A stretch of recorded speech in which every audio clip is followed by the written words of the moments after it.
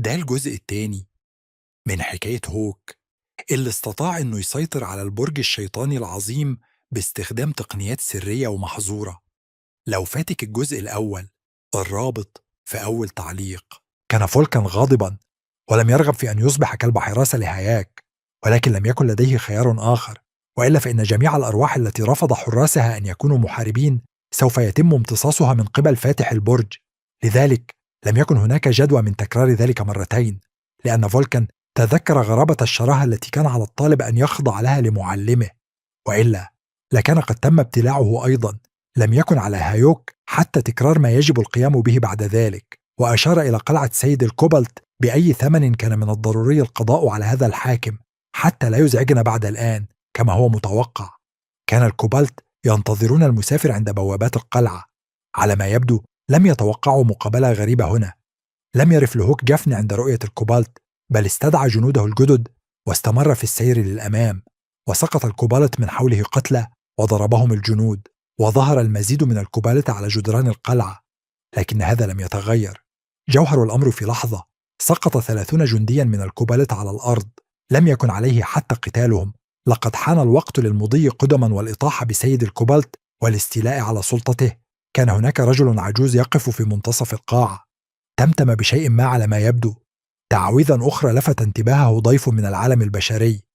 دخل القاعة بعد أن أعطى الأمر لخادمه الكوبالت. وجه نظره إلى الشخص الذي دخل، وسقط الكوبالت المهاجمون على أرض القاعة، ولم يحققوا هدفهم في قتل الضيف غير المدعو. كما لم يقف جانبا وسقط الكوبالت من يديه مثل الدمى بدون محرك دمى. باءت جميع محاولات ضرب الضيف بالفشل. كان جنود تشاجين أسرع وأقوى. امتلأت القاعة تدريجيا بجثث الكوبالت، لكنهم لم يتمكنوا حتى من خدش جين. لا تزال الطبقات المتعددة تؤتي ثمارها، والفرح من هذا على وجه الفاتح لا يعرف حدودا. ولكن بعد ذلك شعر هايوك بهالة الشخص الذي جاء من أجله. إلى هنا كان سيد الكوبالت كل ما تبقى هو العثور على هذا الرجل العجوز وهزيمته مرة واحدة وإلى الأبد.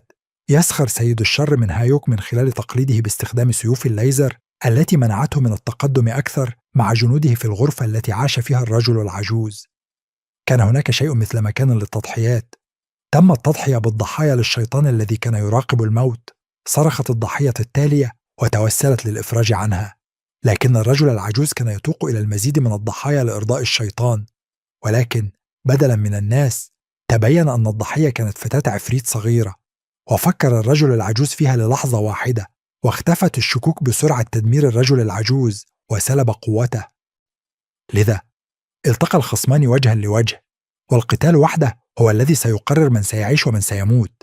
لم يكن الضيف غير المدعو مشهدا مرحبا به للرجل العجوز، ولكن كان لابد من فعل شيء ما. لم يسعد الرجل العجوز هاياك لأنه توقع مجرد رجل عجوز مجنون مع كومة من القمامة. اسم هذا السيد هو كوم. هذا الكوبالت ليس مميزا بشكل خاص، لكنه يتمتع بالكثير من الغطرسة. بينما كان كالوم مشتتا بسبب الرجل، كان لدى العفريت فرصة للهروب. لكن بينما كانت تنهض وتحاول الهرب، ألقى عليها الرجل العجوز تعويذة لمساعدته، فاستدعى شيطانا ليمنحه القوة ويساعده على الانتصار. جعل الشيطان يشاهد الموت هايك يتساءل عما قد يعنيه ذلك. أطلقت تعويذة قنبلة الجثة على الفتاة المحكوم عليها بالموت، فتعثرت وسقطت على الأرض وهي تفكر في موتها، وحاولت استعادة نفسها، وتعهدت ألا تدع نفسها تموت للحظة أخرى، وكان كل شيء سينتهي. ولكن بعد ذلك سمعت ضربة صدت الهجوم. كان هاياك هو من أنقذ الفتاة وصد هجوم الرجل العجوز الشرير. كان الرجل العجوز غاضبا من قدرة الرجل على صد هجومه، لأنه ليس كل شخص يستطيع فعل ذلك. كانت الفتاة ممتنة للرجل، لكنه نصحها بالخروج من هناك بأسرع ما يمكن. ولكن بعد ذلك توقف نظره على الفتاة ولاحظ وجود عفريت أمامه. كيف وصلت إلى هنا؟ العفاريت مخلوقات قوية من الطبق العاشر، وليس لديهم ما يفعلونه هنا. إنه أمر غريب، لا جدوى من نزول ذوي الخبرة إلى هنا، وهي لم تبلغ سن الرشد بعد، وسيتعين علينا إنقاذها ومعرفة ما حدث في الطبق 100. ولكن كان من الضروري أولا التعامل مع الرجل العجوز، ثم سنرى دون اللجوء إلى الفتاة التي نصحها بالاختباء إذا لم تكن تريد الموت. هاجم الرجل العجوز مرة أخرى، ولكن هذه المرة كانت شاجين نفسه. كان من السذاجة الاعتقاد بأن مهاجمة هاياك ستنجح، لأنه كان أسرع وكان الهجوم عاجزا أمامه. وبعد أن صد الهجوم واندفع نحو الرجل العجوز أسقطه هاياك أرضا بضربة واحدة، وسقط الرجل العجوز على رأسه فوق كعبيه على الأرض، وكان في حيرة من أمره. لماذا كان السائر المبتدئ قويا جدا في مستوى منخفض الآن؟ كانت المبادرة من جانب تشاه، وهاجم الرجل العجوز دون تردد مرارا وتكرارا. بدأ سيد الكوبالت يطلب من الشيطان مساعدته وإنقاذ روحه البائسة. توقف هجومه الأخير فجأة، وكان اللوم على الجوليم. أدرك السائر أن هذا الجوليم الدموي قد خلقه شيطان، الذي حاول منع هايك من قتل الرجل العجوز، على الرغم من أنه كان من الغريب أن يتم استدعاء مثل هذا الكائن القوي من قبل شيطان لا قيمة له. على أي حال، كان ينتظره نفس المصير مثل الرجل العجوز، ولكن هذا الجولم لم يكن كوبالتا، ولم يكن من السهل التعامل معه. ضحك الرجل العجوز على مشهد المعركة. أرسلت ضربة الجولم هايوك يطير لعدة أمتار ويسقط على الأرض باستخدام أقوى طقوسه. اعتقد الرجل العجوز أنه سيهزم هوك، ولكن كم كان مخطئا، لذلك كانت طقوسا، فكر هايك. ولكن هذا جعله أكثر حماسا وقرر استخدام طقوسه الخاصة. حسنا، الآن حان دور الجولم لتلقي الطقوس من إنسان، ولنرى من سيهزم. من اندفع الجنود المستدعون على الفور لمهاجمة الجولم الذي لم يتوقعه أي من سكان القلعة. هاجم الجنود على الفور، واختفى الجولم كما لو لم يكن موجودا أبدا. أصيب الرجل العجوز بالذهول. تم تدمير الجولم الشيطاني في ثوان، كما لو كان كوبالة بسيطا شريرا. اعتقد هيك أن هذا الرجل العجوز لم يكن ليتمكن من استدعاء جولم بدون مساعدة شيطان. لم يكن في المستوى المناسب لهذا. نعم، لقد صدم ذلك الشيطان الذي كان يراقب الموت وكشفه عن هويته. لقد كان بون شيطان الموت الماكر والمنافق. لم يعد بإمكان الرجل العجوز فعل أي شيء منذ أن نفد مانا، ولم يستطع مهاجمة الرجل بأي شكل من الأشكال. حاصر جنود الكوبالت الرجل العجوز بسرعة، بغض النظر عن مدى مقاومته. راقب الشياطين بهدوء وصمت، بينما استهلك هايك أتباعهم الروح بأي ثمن. سيدفع بون ثمن مقلب السخيف باستخدام دميته ضد تشاجين. سيكون الانتقام فظيعا عندما يصل إلى الشيطان. سيكون من الأفضل للشيطان أن يموت بنفسه لجميع صرخات الانتقام. ابتسم الشيطان الذي يراقب الموت فقط. انتهى الرجل العجوز، كل ما تبقى هو أخذ روحه، وهذه هي الروح التي يجب امتصاصها قبل أن تطير بعيدا، والتي لن تنجح في القيام بها. حاولت الروح بسرعة أن تطير بعيدا إلى السماء، لكن هاياك تمكن من اعتراضها، والآن أصبحت بين يديه الآن روح الرجل العجوز. ذات يوم أصبح راعي الكوبالت إلى الأبد لعبة بفضل مهارة إنشاء كرة الروح. لم يتمكن هاياك من امتصاص الأرواح فحسب، بل استخدمها أيضا لأغراضه الخاصة، كما تسمح لك المهارة أيضا بإنشاء دواء من أرواح الأعداء المهزومين. لم يمنح امتصاص الروح زيادة كبيرة في الخصائص، على الرغم من أنها كانت غير مهمة، لأنه بعد الوصول إلى المستوى 50 لم تعد مهمة. نادت فتاة العفريت على هاياك، شكرته على إنقاذها، وقال أن اسمها هاروهوك.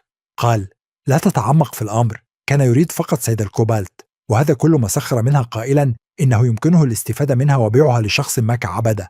لكن الفتاة لم تكن خجولة، وأجابت أنها ستجعله يغير نواياه، مما جعل السائر يضحك. لم يكن أي من هذا مهما، وسألها مباشرة عما كانت تفعله حتى الآن من المستوى 100 لإخوتها، فقالت إن قريتها تعرضت للهجوم وتم أسرها وإحضارها إلى هنا. كان من الغريب سماع هذا، لأنه حتى السائرين ذوي الخبرة لا يمكنهم التنافس مع العفاريت، ما لم يتم أخذها كغنيمة كواحدة من الكائنات الأربعة العظيمة والقوية. الأول والأقوى هم العمالقة كمصدر للقوة، والثاني ولا يقل قوة هم التنانين مصادر السحر، والثالث هم سادة الطاقة المظلمة أي الشياطين، والرابع والأكثر انتقاما هم الملائكة حاملي أجنحة الانتقام. ولكن من غير المحتمل أن يهاجموا قرية العفاريت ما لم يجند أحدهم دعمهم لمصلحتهم الخاصة. من المحتمل أن يكون حتى التسعة لهم علاقة بالأمر، مع أنه ليس من المؤكد. على الأقل سيدفعون الثمن جميعا عندما يصل هاياك إليهم. كان هاياك على وشك الرحيل عندما سأله هارو فجأة إلى أين هو ذاهب، وإذا كان بإمكانه الذهاب معه فمن الضروري أولا مغادرة هذه القلعة ومواصلة غزو طوابق البرج. مع ذلك دعا هارو للذهاب معه على الأقل حتى يكتشف ما حدث لها. حسنا، ربما يكون هذا العفريت مفيدا له في المستقبل، لكن في الوقت الحالي لا تزعجه إذا أراد الذهاب معه بشرط ألا يتمكن من حمايتها طوال الوقت. وافقت على أنها بحاجة للدفاع عن نفسها لأنها كادت أن تقتل بواسطة كوبالت، وكان عليها أن تعتني بنفسها بسبب إهمالها. تم القبض عليها ووعدت بعدم الوقوع في الفخاخ مرة أخرى. صحيح أنهم كانوا ملحوظين جدا للآخرين بملابسهم الملطخة بالدماء، وكان عليهم تغيير ملابسهم. كان هناك شيء متوهج على الجثة للرجل العجوز المتوفى. لم يكن واضحا على الفور ما هو الأمر. اتضح أنه من الرجل العجوز. بالإضافة إلى الروح، يمكن للمرء أيضا الحصول على معدات، وكان هذا مناسبا. لكن الاثنين قاطعتهم صورة ظهرت من العدم. أوه نعم، كان فولكان هو من تعامل مع جميع الكوبالت في القلعة وجاء ليخبر هايوك. كانت الفتاة خائفة للغاية وسألت تشاجين من هذا الغريب. فوجئ فولكان لأنه لا يمكن للجميع رؤيته بهذه الطريقة، لكن الفتاة أجابت بأنها تمتلك مثل هذه الغرابة. سيكون من المثير للاهتمام أن نرى ما سيحدث لها إذا تم امتصاصها. لكن فولكان نصحها بتدريبها بشكل أفضل.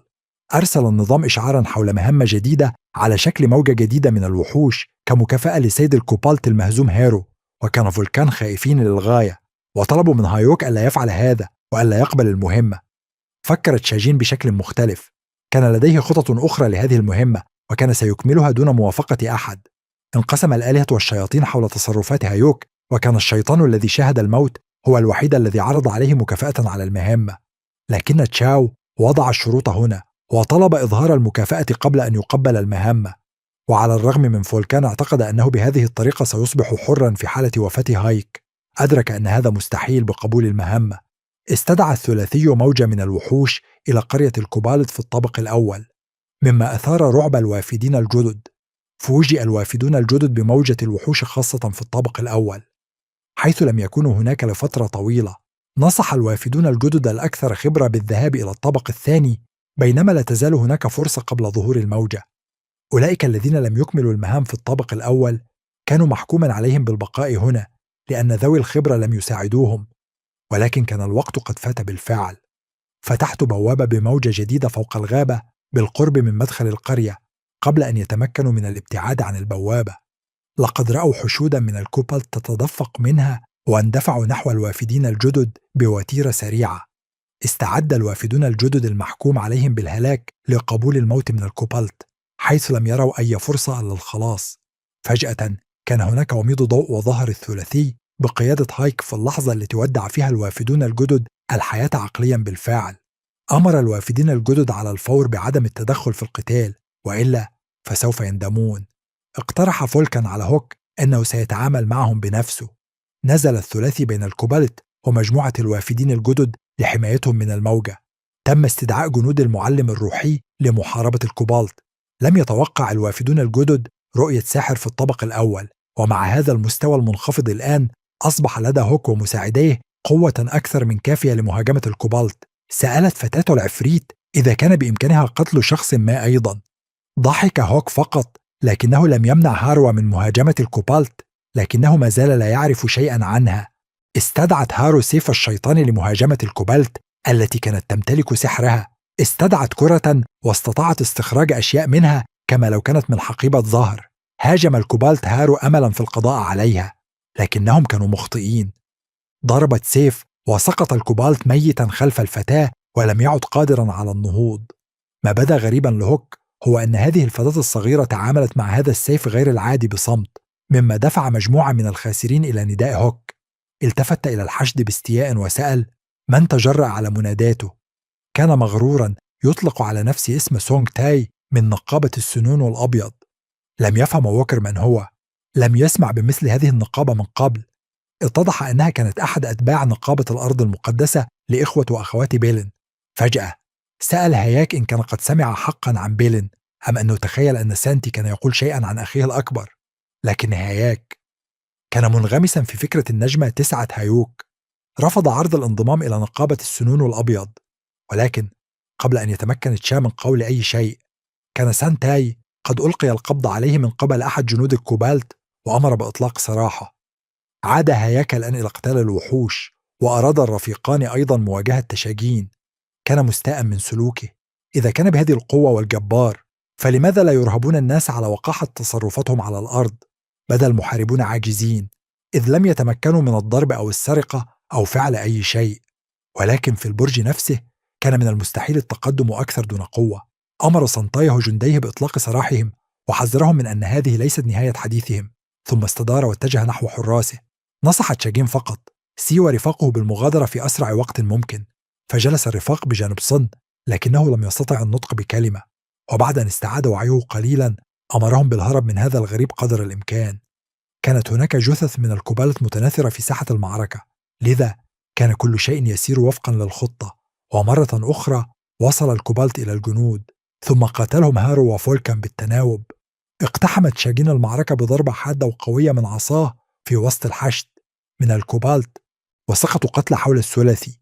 شعر فولكان بالقلق من تزايد عدد الكوبالت، لكن لم يكن هناك جدوى من الذعر لأن هايك كان ماشيا قويا وكان فيه.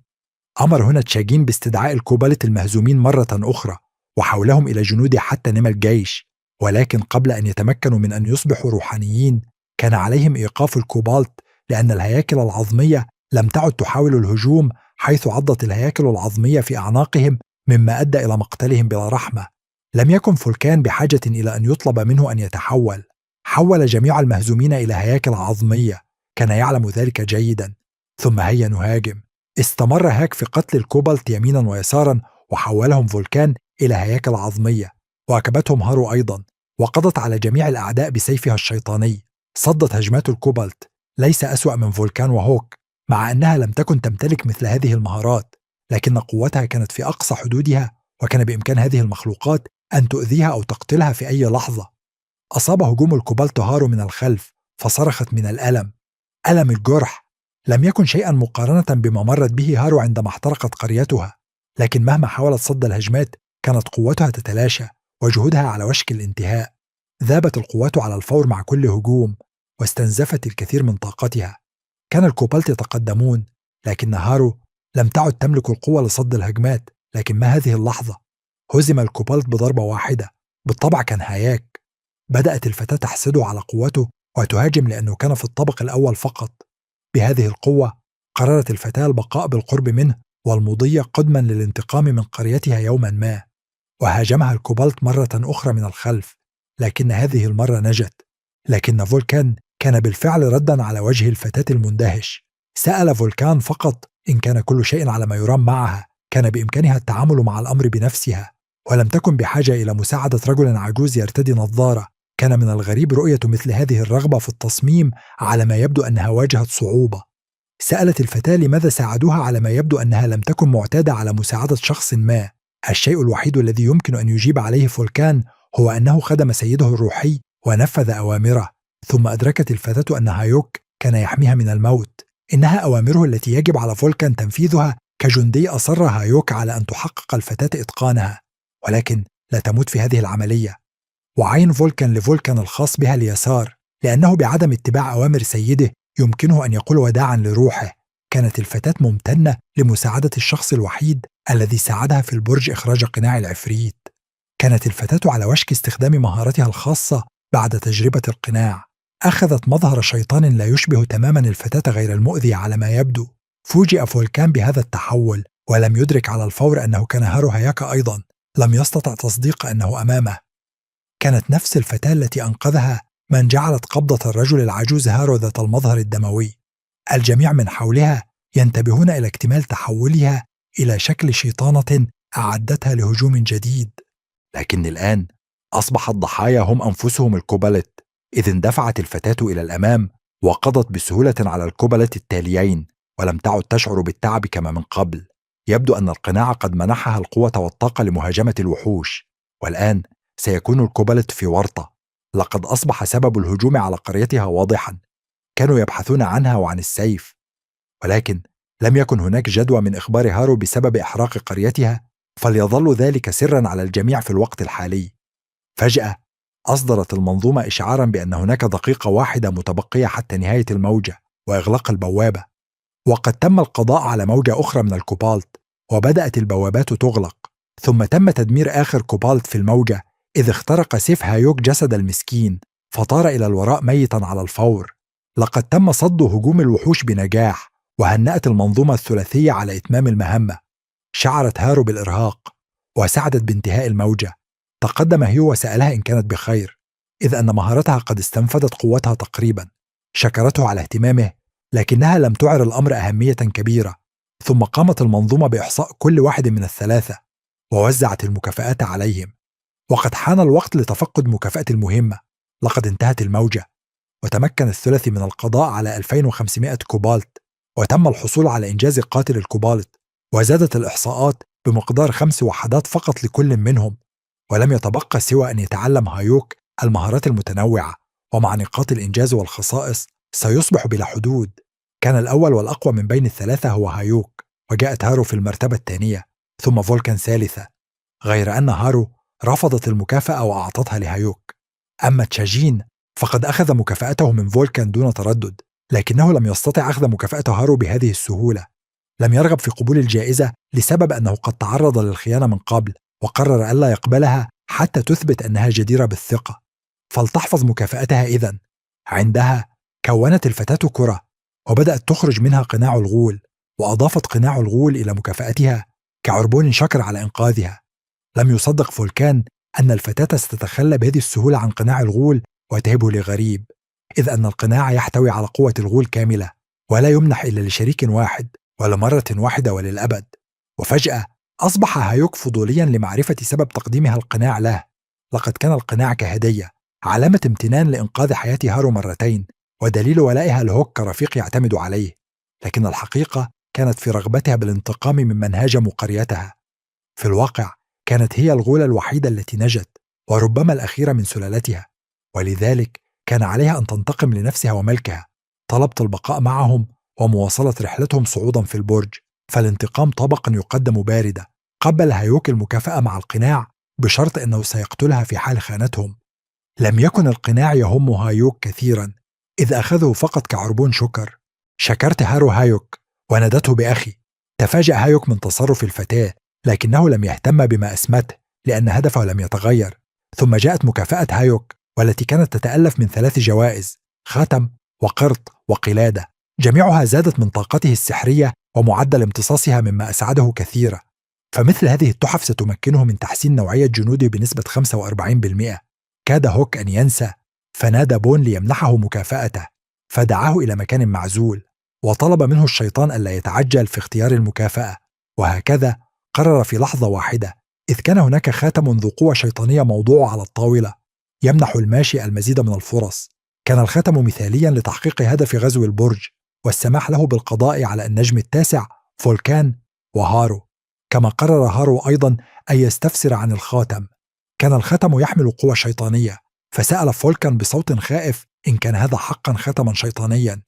كان الخاتم يحتوي على طاقة شريرة، وكان بإمكانه تحسين أداء من يرتديه ومنحه قوة هجومية غير محدودة. لم يكن يمنح هذا الختم سوى العبيد أو دمى الشياطين. لكن هيوك كان مختلفا. ظهر تبويب جديد في الخصائص تحت اسم عطف القوة الشيطانية. كما قرر سيد الشر أن يصافح تشاه، لكن من دون هدية. لم يقبل هياك المصافحة، فبدأ الشيطان المرتبك يفتش في أغراضه ولم يجد شيئا يصلح كهدية. ثم قرر أن يخلق مهمة وجعل مكافأتها أفضل من الخاتم. الحصول على مهمة من شيطان كان فرصة كبيرة لإثبات الذات وزيادة القوة، لذا كان هياك بحاجة ماسة إلى هذه المهمة وقرر قبولها. كانت المهمة هي أن يصبح مشهورا قبل أن يصل تشاجين إلى المستوى 100.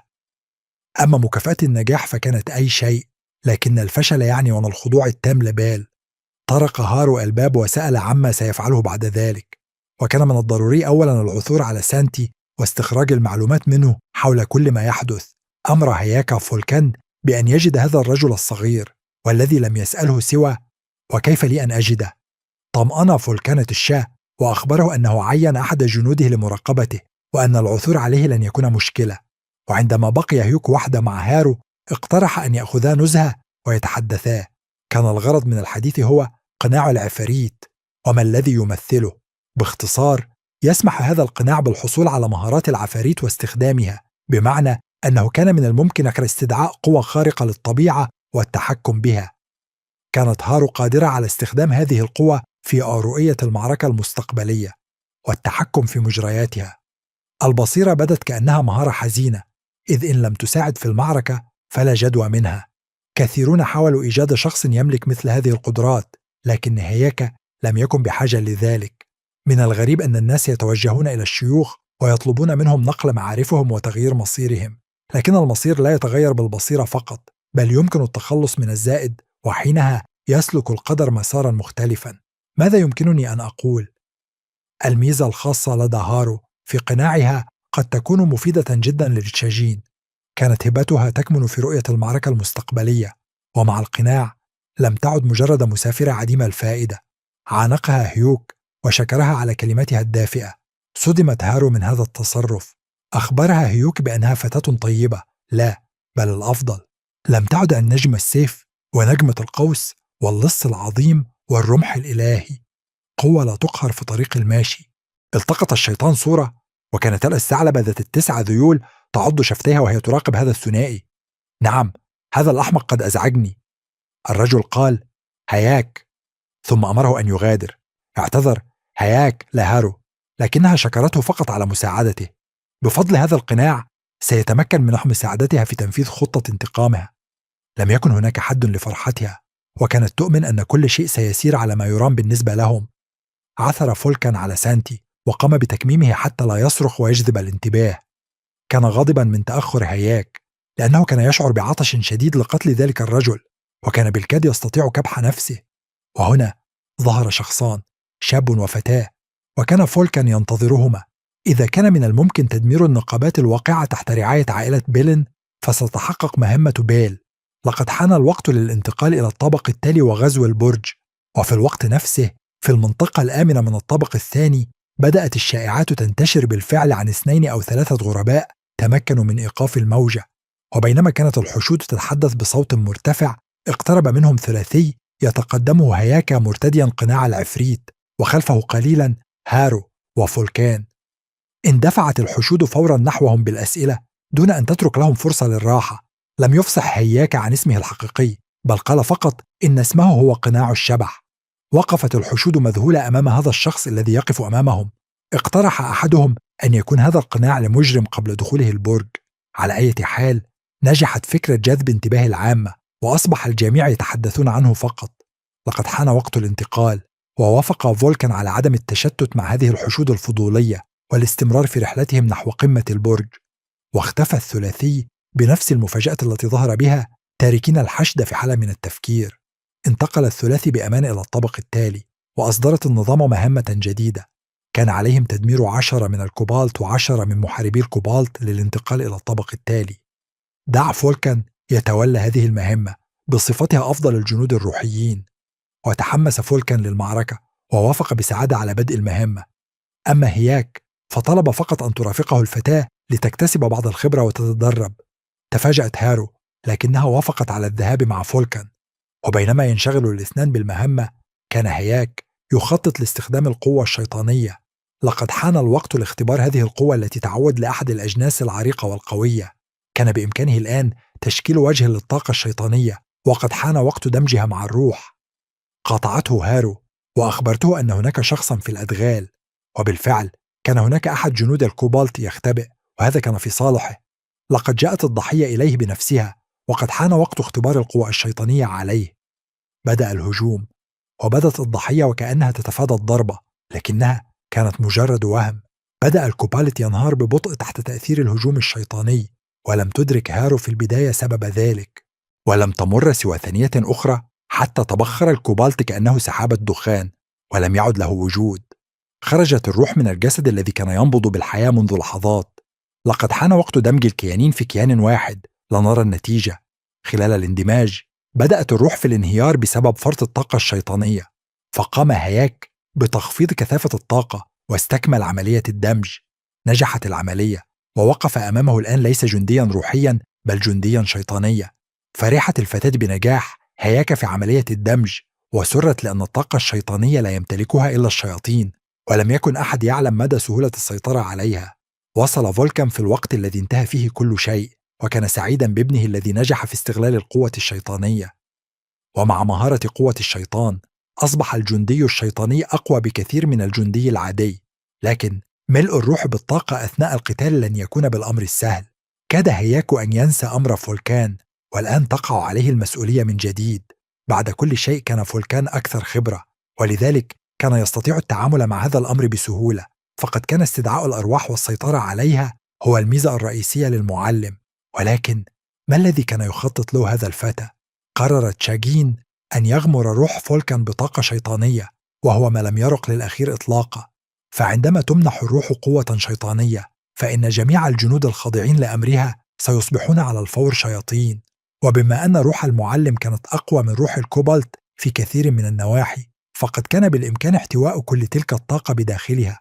صرخ فولكان من الألم وتعهد بتدمير تشاجين لما فعله بروحه، لكنه وعد بالانتظار لذلك الوقت. أما الآن فعليه أن يكتسب الخبرة لمواجهة تلميذه. اندمجت روح المعلم بالقوة الشيطانية بشكل مثالي، وأصبح المعلم الآن يملك القوة والقدرة.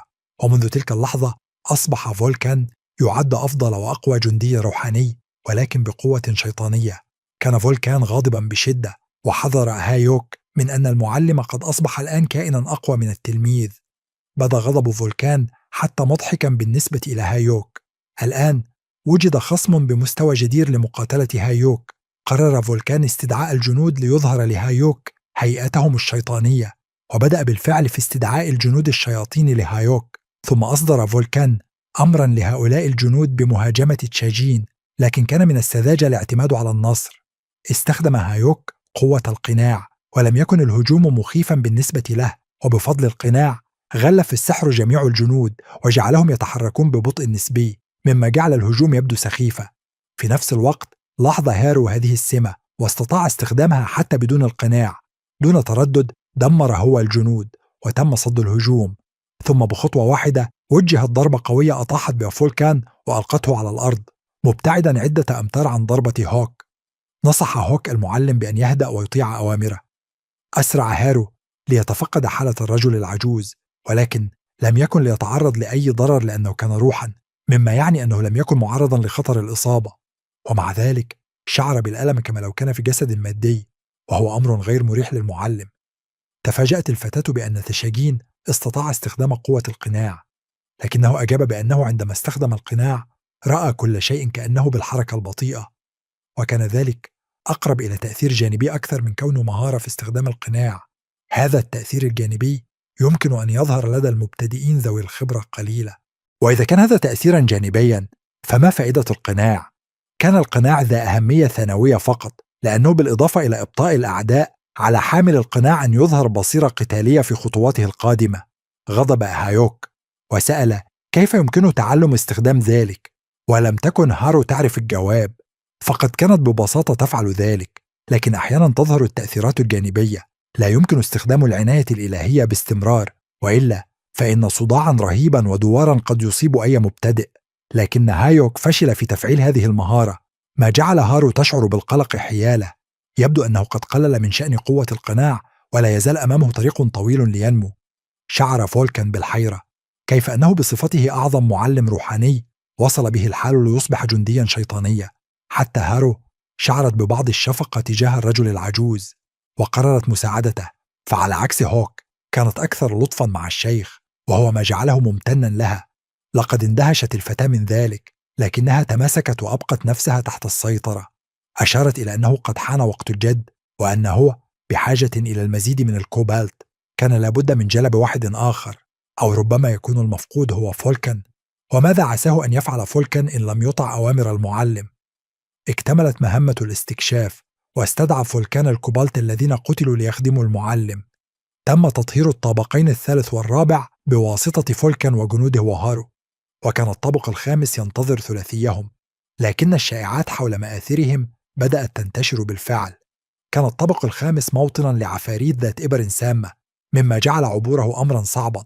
لكن ليس على هايوك، فقد ظهر هايوك ورفقه في أعماق الغابة، وبينما كان مشغولا بالتحضير بدأت العفاريت تهاجمه من الخلف. هذه المرة صدت الفتاة الإبر الطائرة نحو الماشي بسهولة، ثم تفعلت مهارة البصيرة القتالية لديها على الفور وبدون جهد يذكر. ارتبك العفريت غير فاهم لما حدث ولماذا لم تصب إبرها الرجل. وفي تلك اللحظة تحديدا هوت يد جندي فولكان الشيطانية على رأس العفريت، فأوقفته هارو في الوقت المناسب، وإلا لكان هايوك قد أصيب. كان من الأفضل ألا توقفه، بل أن تدمره. لكن الأمور سارت على هذا النحو. لكن أمرا غامضا كان يحدث مع هارو. وهو ما جعل فولكان يشعر بالقلق. كان هناك شيء غير طبيعي، ولم يستطع فولكان تحديده. ثم نادى هايوك الذي أنهى تحضيراته عليهم، لكن هارو لم تفهم ما الذي حدث، ولماذا كانت تحمل سيفا في يدها. لقد حان وقت إنشاء موجة جديدة من الوحوش، لا مجرد استدعائهم. فبما أن الطبق الخامس يفرز العفاريت بدلا من الكوبالت، كان من الممكن الحصول على إنجاز قاتل العفاريت.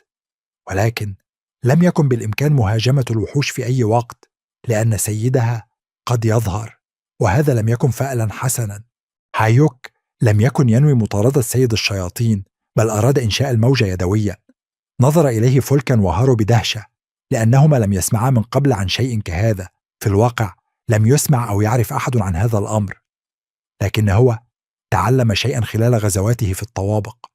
كان الأمر أن هناك فجوة بين الطابقين الثالث والرابع أثناء الغزو، وهذا كان غريبا. ثم أدرك أن في كل منطقة هناك نقطة ولادة للوحوش في المنتصف، وإذا وجهت المنى نحو تلك المنطقة فإن الوحوش ستظهر كما في الموجة، لكنها تخلق يدوية. كانت هذه المرة الأولى التي يجرب فيها هايوك هذا الأمر، وكان لابد أن يكونوا أكثر حذرا مع هذه الموجة، لأنه بعد الطابق 300 حتى 4 مخلوقات قوية لن تستطيع التغلب على الوحوش. كان ذلك لغزا غريبا. المهارة ظهرت والمعرفة كانت موجودة، لكن لا يمكن استخدامها دون استعداد، وللاستعداد كان يجب إنشاء المزيد من الموجات وتقوية الصفات في المنطقة الآمنة. فجأة أصبح الجميع في حالة من القلق، وظنوا أن زلزالا وقع في وسط البرج. لكن ما حدث كان موجة أخرى في الطابق الأول، تسبب بها هوك بنفسه، ولم تكن هذه المرة مع الكوبالت بل مع العفاريت ذات السهام السامة. أصيب القادمون الجدد بالحيرة من هذه الموجة، إذ لم يكن هناك ما ينبئ بظهورها. أحد القادمين الذين كانوا يفرون أصيب بإبرة وسقط أرضا دون أن تتاح له فرصة حتى للحركة. وفي هذه الأثناء كانت العفاريت تقترب من الزوجين وتستعد للهجوم مجددا، لكن خلاصهم كان وشيكا بالفعل كما هو متوقع. فبما أن هاياك هو من خلق الموجة، فقد ظهر هنا في هيئة قناع شبحي. تم إنقاذ الوافدين الجدد وابتهجوا بظهور تشاجين كمحارب عظيم، وهذا ما كان هاياك يحتاجه ليعترف به، مما يعني أنه سينقذهم. قام باستدعاء جنوده وأصدر الأمر بمهاجمة أي شخص يظهر من بوابة الموجة. كان فولكان غاضبا لأنهم كانوا جنوده، لكن هاك طالب بمزيد من الجنود. لكن ما هذا؟ لقد بدأ الجنود الشياطين يحترقون وكأنهم يحرقون بالنيران. هذا هو، لقد هاجمهم شامنز الكهنة السحرة من الجوبلن. كانوا هم من يملكون القدرة على مهاجمة الجنود الروحيين. كان ظهور الجوبلن الروحيين مفاجئا للثلاثي، لكن هذا لم يغير جوهر المسألة. علينا التخلص منهم، وإلا فإن مسافرين سيفقدون جنودهم، وبدون الجنود كانت الغارة على الطوابق فلورز مستحيلة. لكن هجوم هارو قد سقط بالفعل على الشمان من الأعلى، وتفرق الجوبلن في اتجاهات مختلفة. لقد حان وقت هاك للانضمام إلى القتال، وكان على وشك القيام بذلك. تم امتصاص هؤلاء الشامان بواسطة تشاجين، وأصبحت أرواحهم مملوكة له وحده. تبين أن النار هي ما منح القوة لهؤلاء الشامان، لكنها كانت بلا جدوى ضد الجوبلن. وهنا خطرت فكرة للهاك. شكر هارو على مساعدته وألقى تعويذة نارية سحرية ضد الأعداء، لكن هارو لم يسمعه ولم يفهم على الفور السبب. مرة أخرى هذا الإعصار الناري في شكل دموي لا ينبئ بخير. ظهرت تلك السيف مرة أخرى في يد الفتاة، وبدأت تتحول إلى وحش. لا يمكن أن يكون هذا. لقد كانت شيطانة تقف أمامه، لكن ليست هارو. لاحظ الشياطين الرجل واندفعوا لمهاجمته. صدم هاياك من هذا التحول في الأحداث، ولم يفهم ما الذي يحدث لرفيقته. تفادى هاك الهجوم، لكن الموجة دمرت المنازل التي انهارت كأوراق اللعب. دمرت القرية بأكملها فورا على يد هذه الشيطانة. ماذا يعني كل هذا؟ يبدو أن الحقيقة كانت مخفية في السيف الذي كان يتوهج باللون الأحمر الغاضب. ومرة أخرى تبع الهجوم الرحال، لكنه صد بسهولة كما كان متوقعا. الآن لم يكن هاياك يقاتل الجوبلن، بل يقاتل الشيطانة التي تحولت إليها رفيقته.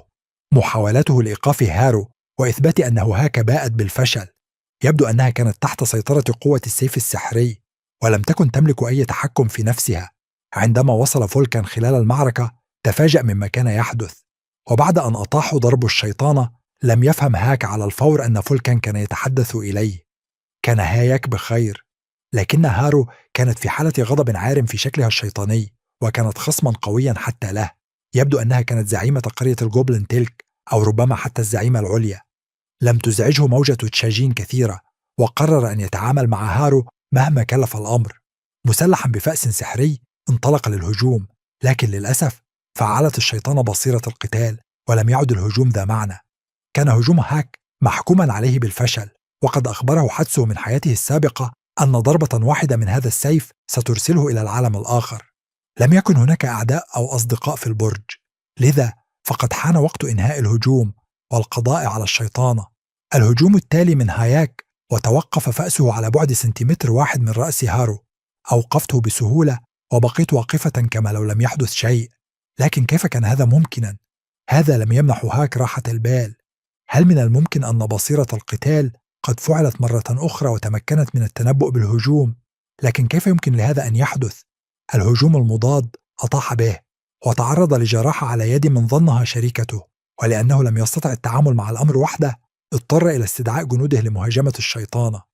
ربما سيتمكن من التغلب عليها، وإلا فإنه سيكون دومد، محكوم عليه بالهلاك. استدعى كل من ماتوا في هذا المكان. الآن انطلق الجوبلن للهجوم، وكانوا يطيعون السيد فقط. التفت هياكلهم العظمية حول ساقي الشيطانة ومنعوها من الحركة، لكن دون جدوى، فبرمية واحدة طرحتهم في اتجاهات مختلفة. لم يكن بالإمكان حتى رؤية ضربات الجنود. مرة أخرى امتلكت البصيرة، وبضربة قوية طار بعيدا عن مكانه. كانت قوى الشيطان تضعف، وكانت هذه فرصة هياكل القضاء على الفتاة مرة واحدة وللأبد. يبدو أنها أشارت إلى هذا عند حديثها عن الآثار الجانبية، فلم تكن تستطيع استخدام بصيرة القتال. والآن حان وقت مهاجمتها وإنهائها. كان هجوم الشيطان التالي حاضرا، وقد استدرجها هاك وأراد منها أن تهاجمه. لم يتأخر الهجوم، والآن كانت فتاة تطير نحوه من الأعلى بهدف ضربه، لكن الهجوم فشل، وظهر جوبلن خلف الفتاة يحمل إبرة مسمومة. سيكون هذا السم قاتلا حتى لها. الآن لم يكن هناك ما يمنعه من توجيه الضربة للفتاة، بما أن العناية البصيرة لم تعد تعمل، وبدأت الإبر تطير باتجاه الشيطانة.